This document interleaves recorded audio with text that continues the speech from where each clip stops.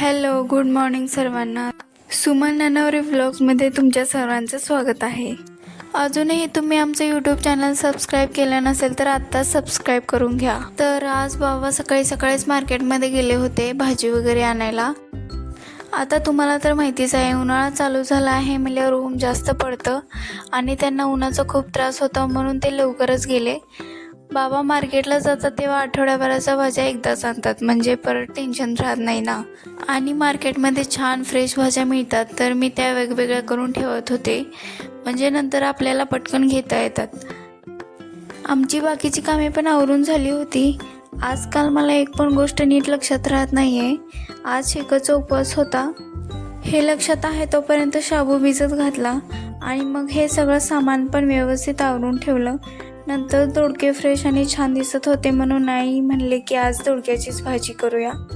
म्हणून मी दोडके कट करून घेतले आणि भाजीला लागणारा मसाला पण मिक्सरमधून वाटून घेतला.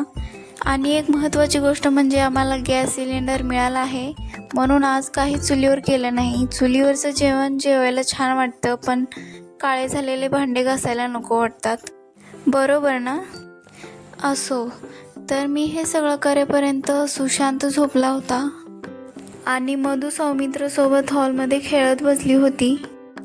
इकडे आईंनी पीठ वगैरे सकाळीच मळून ठेवलं होतं. पीठ छान भिजलं होतं, मग आईंनी लगेच चपात्या करून घेतल्या आणि मी दुसरीकडे मेथीची भाजी बनवली. नंतर सौमित्रला झोपवलं आणि सौमित्रला झोपेपर्यंत सुशांत उठून बसला होता.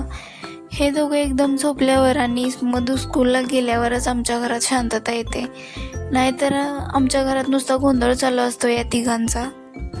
आता हे इकडे खेळत आहेत म्हणल्यावर तोपर्यंत दोडक्याची पण भाजी करून घेतली आणि शाबू पण मस्त भिजला होता, म्हणून आधी किचन ओटा साफ करून घेतला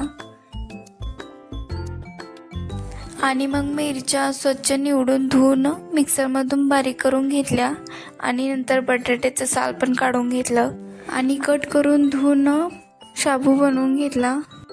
इथे मी जास्त शाबू बनवला होता कारण उपवास एकट्याचा जरी असला तरी सगळ्यांना शाबू आवडतो त्याच्यामुळं. आणि मधूसाठी सेपरेट मिठाचा शाबू वेगळा केला होता कारण ती जास्त तिखट खात नाही. आणि नंतर सगळ्यांनी जेवण वगैरे करून घेतलं. तर आजचा व्लॉग इथे संपूया आणि भेटूया पुढच्या व्लॉगमध्ये. चॅनल सबस्क्राईब करायला विसरू